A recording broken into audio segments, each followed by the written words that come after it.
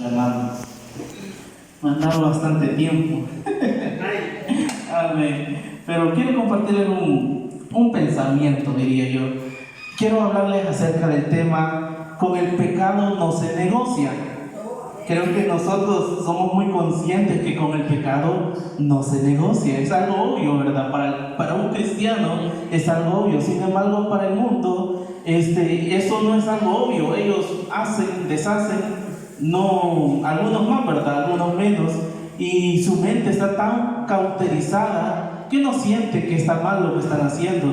No sienten que está mal, por ejemplo, cuando el esposo en una vida de conflicto, ¿verdad?, golpea a la esposa. Para él, en su mente está bien, en su mente no está haciendo nada mal. Sin embargo, eso es lo que trata el mundo. Para el ser humano que está sin Dios, sin esperanza, el tomar alcohol es simplemente una bebida más. Y mientras poco a poco lo está acabando su vida y su espíritu y su alma. Entonces, para el mundo hay muchas cosas que ellos pueden ver de forma normal, pero son malas delante de Dios. Entonces yo le he puesto como tema, le he puesto: con el pecado no se negocia. Y estamos hablando aquí en 2 Corintios capítulo 3 versículo 17, porque el Señor es el Espíritu, y donde está el Espíritu del Señor, ahí hay libertad. Entonces, el viernes pasado que estaba predicando allá en el Campo Blanco, les comentaba acerca de Salmos 34, donde también lo prediqué también hace un tiempo en la vigilia, que hay un corito que decía: bendeciré a Jehová en todo tiempo, su alabanza estará de continuo en mi boca, lo oirán los mansos y se alegrarán, y empieza a describir muchas cosas. Sin embargo, estaba hablando acerca de que en la protección de Dios que nosotros tenemos en nuestra vida hay una diferencia que marca el inconverso con el cristiano. Y como estamos leyendo aquí, donde dice: porque el Señor es el Espíritu, y donde está el Espíritu del Señor, allí hay libertad. Quería hablar acerca de eso. Le tenía otro tema, otro título que decía la libertad en Dios.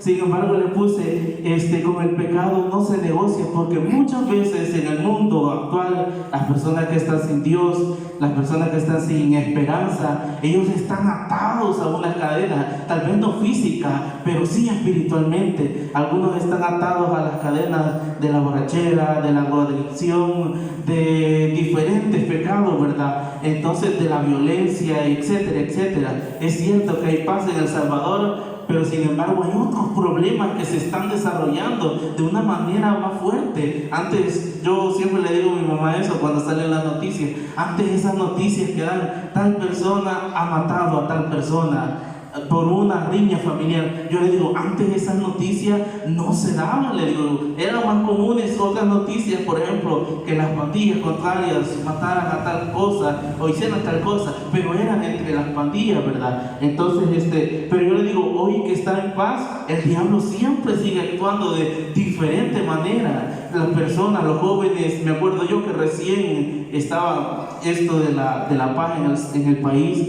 recuerdo que salieron muchas noticias de jóvenes que se habían suicidado, que se habían quitado la vida porque no soportaban vivir en la vida que estaban viviendo. Entonces el diablo siempre sigue actuando, el diablo siempre sigue arrebatando las almas para llevarlas al infierno de una o de otra manera. Entonces todas esas personas que no conocen a Dios están encadenadas. Entonces yo me preguntaba, ¿nosotros somos verdaderamente libres? Nosotros declaramos somos libres y tenemos el concepto que es la libertad. Y nosotros en historia, incluso en la historia de El Salvador o en cualquier país, ha habido esclavitud.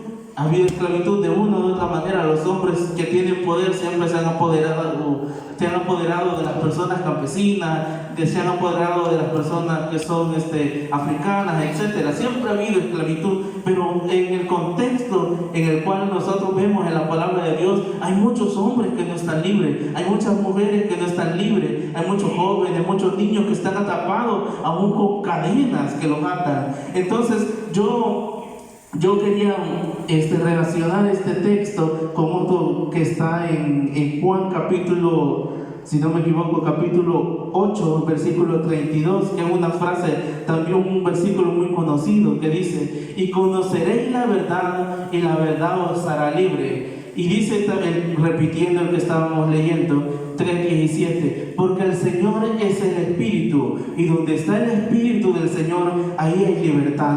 Entonces estos dos versículos hablan acerca de la libertad.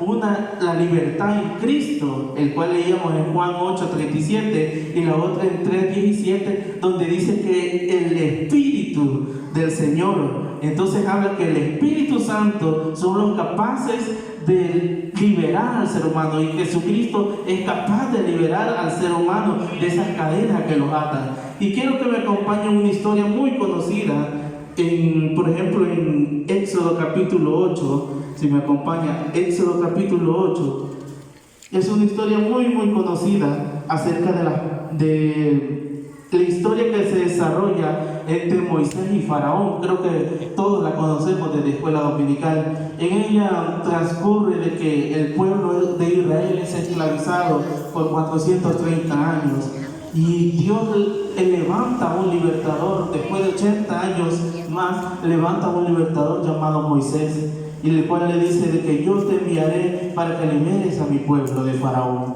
Dice el capítulo 8, 25 al 27, cuando ya está hablando acerca de las plagas que han sucedido, cuando Moisés enfrenta al Faraón para que libere a su pueblo. El Faraón dice algunas palabras que quiero mencionar. 8, 25 al 27, y dice: entonces Faraón llamó a Moisés y a Aarón y les dijo: anda, ofrece sacrificio a vuestro Dios en la tierra. Y Moisés respondió: no conviene que hagamos así, porque ofreceremos a Jehová nuestro Dios la abominación de los egipcios. He aquí, si sacrificáramos la abominación de los egipcios delante de ellos, no nos apedrearían.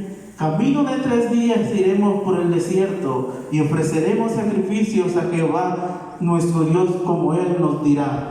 Aquí estaba pasando algo. Moisés estaba pidiendo permiso para que el pueblo de Israel fuera a adorar a Dios, para que el pueblo de Israel adorara a Dios. Sin embargo, le dice de que el faraón le comenta en una conversación que tienen entre ellos, le dice que no se fueran a adorar a Dios allá a lo lejos, cuando Moisés le había dicho que caminara 3 días, que tenía que caminar 3 días para ir a adorar a Dios en el monte. Entonces, pero dice que la solución que le da el faraón en ese momento, dice: hagan los sacrificios aquí en la tierra de Egipto. Más adelante quiero mencionar por lo menos las cuatro conversaciones que tuvo, y dice en el 8:28 seguidamente dijo: y dijo Faraón: yo os dejaré ir para que ofrezcáis sacrificios a Jehová vuestro Dios en el desierto, con tal que no vayáis más lejos. Orad por mí, dice. Aquí vuelve a razonar con él y le dice: está bien,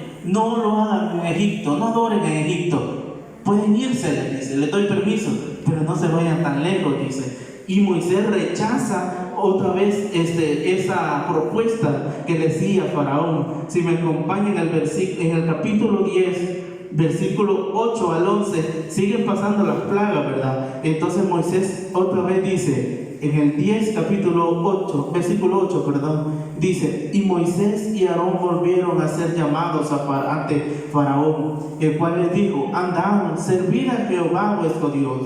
¿Quiénes son los que han de ir? Y Moisés respondió: hemos de ir con nuestros niños y con nuestros viejos y nuestros hijos y con nuestras hijas y con nuestras ovejas y con nuestras vacas hemos de ir, porque nuestra fiesta solemne para Jehová. Y le dijo: así sea Jehová con vosotros, le dice el faraón, ¿cómo os voy a dejar ir a vosotros y a vuestros niños? Mirad cómo el mal está delante de vuestro rostro. Versículo 11: no será así. Id ahora vosotros los varones y servid a Jehová, pues esto es lo que vosotros pedís. Y los echaron de la presencia de Faraón. Dice que otra vez vuelve a hablar Faraón y le dice que pueden ir con el ganado, pueden irse más lejos, pueden irse los adultos, pero que los niños los dejaran nuevamente con ellos. Moisés dice que vuelve a rechazar lo que le estaba proponiendo el faraón. Y en el capítulo 10, versículo 24 al 26, menciona otra conversación que tuvo, la última. Entonces Faraón hizo llamar a Moisés y dijo: id, servid a Jehová solamente queden vuestras ovejas y vuestras vacas, y vayan también vuestros niños con vosotros. Y Moisés respondió: tú también nos darás sacrificios y holocaustos que sacrificaremos para Jehová nuestro Dios. Nuestros ganados irán también con nosotros. No quedará ni una pezuña, porque de ellos hemos de tomar para servir a Jehová nuestro Dios. Y no sabemos con qué hemos de servir a Jehová hasta que lleguemos allá. Aquí tienen una nueva conversación con Faraón, que le dice: pueden ir sus niños, pueden ir sus adultos, pueden ir ustedes, se pueden ir lejos, pero dejen el ganado, dice. Y Moisés otra vez le dice que no era lo que Dios quería, que Dios quería que todos se fueran, incluso el ganado, y ni una pezuña iba a quedar. Entonces yo relacionaba eso con que el enemigo aquí, que era Faraón, estaba negociando con Moisés para que dejara cierta parte, cierta promesa que Dios le había dicho en la promesa a Moisés, que todos iban a salir, que todos iban a salir de esa tierra de esclavitud, que todos, incluso el ganado y demás. Sin embargo, el Faraón es muy sutil, y en vez de decirle que no y que lo matara de un solo en ese momento, empieza a negociar con él. Y muchas veces el mundo es así con nosotros, no nos dice no de un solo, sino que dice: bueno, puedes hacer tal cosa, pero no te olvides de tal cosa.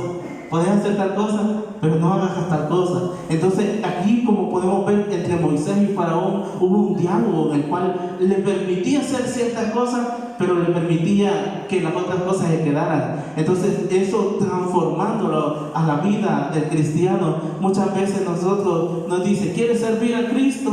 Está bien, dice el mundo, lo puedes servir, pero no lo tomes tan en serio el Evangelio. Muchas veces el enemigo habla sutilmente, no nos dice no de un solo, sino que simplemente usa esa astucia, por así decirlo, para que el cristiano se empiece a relajar, se empiece a calmar en la vida del cristiano. Sin embargo, nosotros vemos en la palabra de Dios que dice de que el reino de los cielos solo los violentos lo arrebatan. Tenemos que estar peleando. El hermano Edgar siempre dice de que él mencionó de que cuando le pregunta cómo está, dice que él siempre dice: en pie de lucha, en pie de lucha. Y esa es la vida del cristiano. Nosotros constantemente estamos siendo atacados de una manera o de otra manera. Entonces el mundo siempre, si no va a hallar una solución directa, va a buscar una salida indirecta para llegar hacia nosotros, y ahí es donde nosotros debemos guardarnos.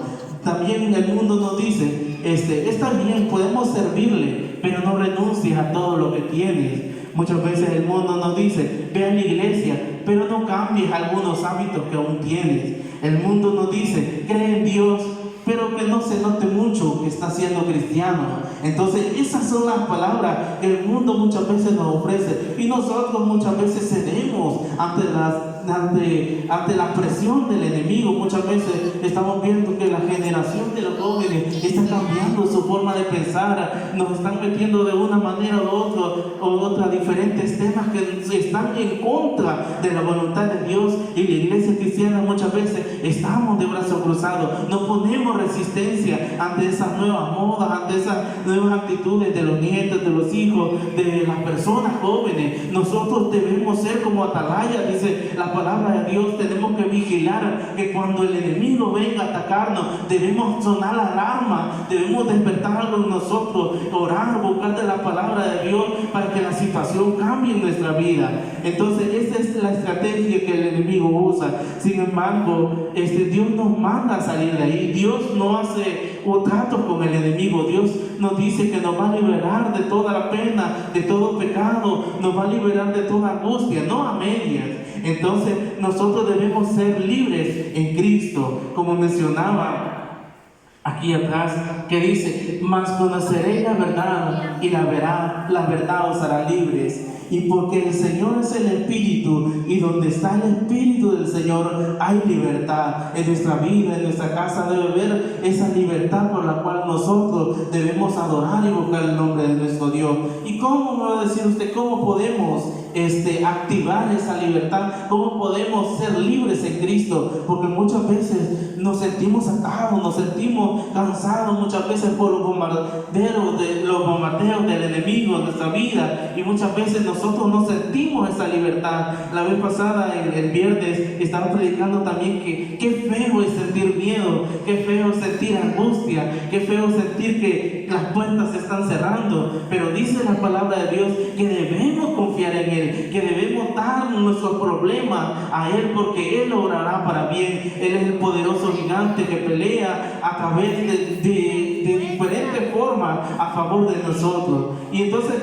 he escrito al menos algunas cosas en las cuales nosotros podemos ejercer la libertad en Cristo. Primero, reconocer que Jesucristo es nuestro Señor y único Salvador. Dice la palabra del Señor que cree en el Señor Jesucristo y serás salvo tú y toda tu casa. Entonces debemos pensar primeramente y creer que Jesucristo, el que nos libertó, el que nos guardó, el que hasta este momento nos ha tenido vivos hasta este momento, es porque la voluntad de Dios está en nosotros, y Él es vivo y eficaz y traspasa cualquier obstáculo que el enemigo quiera poner. También si me acompaña en Salmos 119, amén.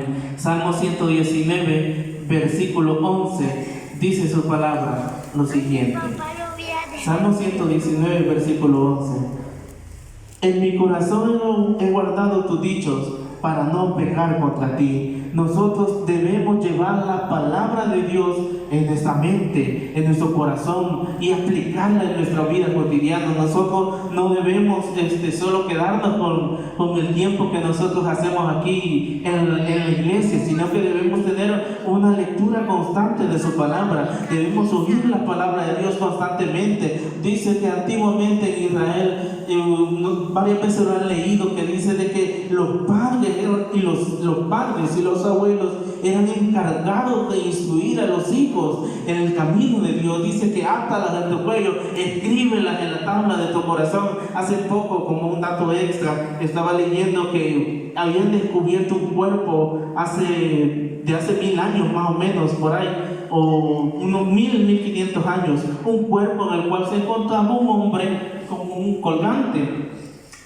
Y para los arqueólogos, para las personas que habían descubierto eso, empezaron a hacer su investigación, ¿verdad? Y como hoy la tecnología está bien avanzada, descubrieron que había en la cosita que él tenía, y hablaba acerca de ese versículo donde dice que átalas a tu cuello, escríbelas en la tabla de tu corazón. Esa persona literalmente había atado a su cuello ese pedazo, ese escrito, ese manuscrito, esa copia, ¿verdad? De la parte de ese versículo en la palabra de Dios en su vida. Y dice de que seguramente ese hombre era una persona cristiana, en el cual había descubierto, era un hallazgo increíble, porque era una copia de la copia más cercana acerca de la palabra de Dios, respaldando aún mucho más que la palabra de Dios fue escrita en ese tiempo. Entonces ese hombre tenía escrito este versículo donde dice átalas a tu cuello, escríbelas en la tabla de tu corazón. Entonces, retomando lo que decía, nosotros debemos vivir una vida cristiana así, y enseñar no solamente a nosotros mismos, sino a todos los que están alrededor de nosotros, cambiar la atmósfera en la cual se encuentra. Si quizás algún vecino, algún pariente se siente desanimado, el cristiano debe llegar ahí a alumbrar la luz de Cristo, a ser embajadores, a ser representantes de la palabra de Dios en su vida, a que reconozcan que solamente así como Dios nos ha ayudado, también a ellos los puede ayudar. Entonces también por nosotros debemos orar constantemente. Dice la palabra de Dios en Mateo capítulo 26, versículo 41, dice lo siguiente. Mateo 26, versículo 41. Velad y orad para que no entréis en tentación. El espíritu a la verdad no está dispuesto, pero la carne es débil.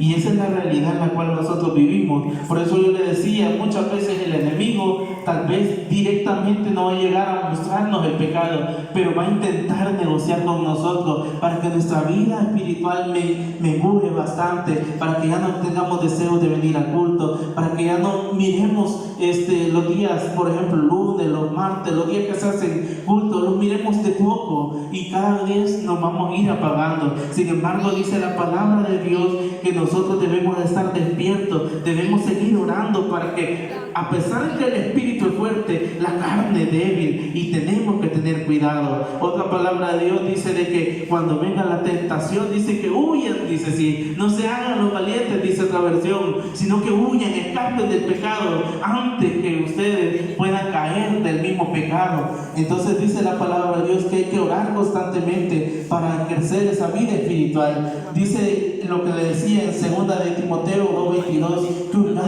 que huyamos de las tentaciones de este mundo. Y 1 Corintios 15:33 dice de que nos rodeemos de personas que nos ayuden a crecer espiritualmente. Nosotros debemos de rodearnos de personas que edifiquen nuestra vida. Hace poco salió un estudio que decía de un científico, por ejemplo, lo voy a poner como por ejemplo para que se entienda un poco más. Una persona que era muy inteligente, no recuerdo el nombre, está basado en una historia real. Dice de que él hizo un experimento, dice que él se casó con una persona y sus 2 hijas le iba a cambiar el entorno. Él lo que quería ver que si su entorno era afectado de una manera drástica, esas personas que vivían en ese entorno podían ser diferentes. La persona que se casó era un jugador de ajedrez mundial conocido. Y dice de que él se casó con una maestra y dice de que él crió 2 hijas y las crió en un entorno, claro, le dijo a la esposa de que iba a ser como un experimento. Le dice que las creó en un entorno en el cual su vida fuera el ajedrez. Y dice de que pasaron los años y ella iba creciendo, les enseñaba las tácticas, los libros, todo lo que estaba alrededor respecto al ajedrez. Y dice de que a pesar de los años pasaron y su primera hija a la edad de 12 años se hizo campeona mundial de ajedrez. Dice que la siguiente hija a la edad de 12, 13 años se volvió campeona mundial de ajedrez. Y dice que ese estudio fue revelado después, el cual decía de que en base al experimento que había hecho, dice que el entorno de una persona, de un ser humano, radica bastante en la perspectiva de lo que él será. Si su entorno es malo, es agresivo, los hijos salen violentos. Si su entorno es en el cual cuidado, es querido, su hijo va a salir con esa característica. Entonces, el entorno, a pesar, es en el aspecto humano, natural, que el hombre puede decir de que si uno va a una buena escuela, el hijo va a tener un futuro exitoso. Si uno no va a una escuela que no le enseñen nada, su hijo también no va a aprender nada. Entonces, eso es en el ámbito natural, humano. Sin embargo, el ámbito espiritual también es importante. Nosotros saber con quién nos estamos rodeando, saber con qué personas están inyectando nuestra vida espiritual, porque muchas veces puede haber personas que nos lleven por el mal camino, aún siendo cristianas, puede darnos malos consejos, malas actitudes que nosotros podemos ir aprendiendo con el tiempo. Nosotros debemos confiar por eso y llenarnos o rodearnos de personas que nos impulsen a seguir adelante, que nos impulsen a inyectarnos, a que nuestra estadía, aquí nosotros somos peregrinos y nuestra estadía está en el cielo. Nosotros debemos apuntarle a eso. Entonces es importante rodearse de personas que nos ayuden a crecer espiritualmente. Y también por último, en Gálatas capítulo 5, versículo 6. Amén. Gálatas capítulo 5, versículo 6. Aleluya. Gálatas capítulo 5, versículo 6 dice: pues nosotros por el Espíritu aguardamos por fe la esperanza de justicia. Nosotros debemos depender mucho del Espíritu Santo, porque Él es el que nos guía a toda verdad y a toda justicia en nuestra vida. Nosotros, así como lo dije al inicio, los 2 textos que decía decían que en Cristo éramos libres. Uno decía de que en Cristo éramos libres y otro decía que el Espíritu Santo nos daba la libertad, porque donde está el Espíritu de Dios, ahí hay libertad. Entonces nosotros debemos fundarnos en esa palabra de nuestra vida, que el Espíritu Santo nos ayude, nos impulse a seguir adelante para seguir y continuar en este camino, porque sabemos que los días son difíciles y los días se pondrán peores incluso, porque nada bueno viene a este planeta, sino solo destrucción repentina, dice su palabra, porque Satanás ha venido a hurtar, a matar y destruir, pero Cristo ha venido a dar vida y vida en abundancia, mis hermanos. Así que nosotros, ese es el llamado del día de hoy, a que no negociemos con el mundo y sigamos adelante, fortaleciendo nuestra vida espiritual, que ya falta poco para que Él regrese a esta tierra, mis hermanos. Así que si no hay anuncios, mis hermanos, vamos a orar para que el día de mañana podamos estar allá en el Campo Blanco y el sábado y el domingo también. Eterno buen Dios y buen Padre,